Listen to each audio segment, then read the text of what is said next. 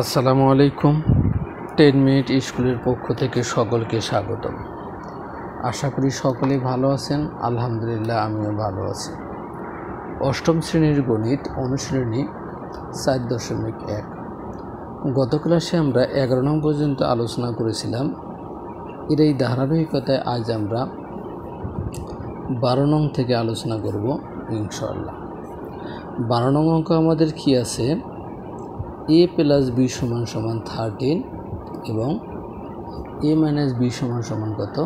3 হলে 2a square plus 2b square এবং ও ab এর মান নির্ণয় করো। আমরা লিখলাম দেওয়া আছে a প্লাস b সমান কত? 13 এবং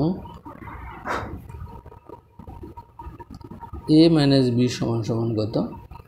3। অতএব 2a square plus 2b square সমান 2 into a square plus b square.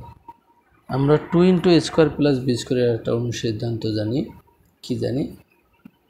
a plus b whole square minus a minus b whole square. এখন আমরা শুধু এখানটা মানটা বসাই দেব। কত? 13 হোল স্কোয়ার মাইনাস কত? 3a square. কত? 13 দ্বারা যদি আমরা গুণ করি কত হবে? 169 মাইনাস কত? 33 9 সমান কত? 9 9 মিলে গেল 0, হাতে আছে 1, অর্থাৎ কত হবে? 160। এটা আমাদের প্রথম অংশটার অ্যান্সার।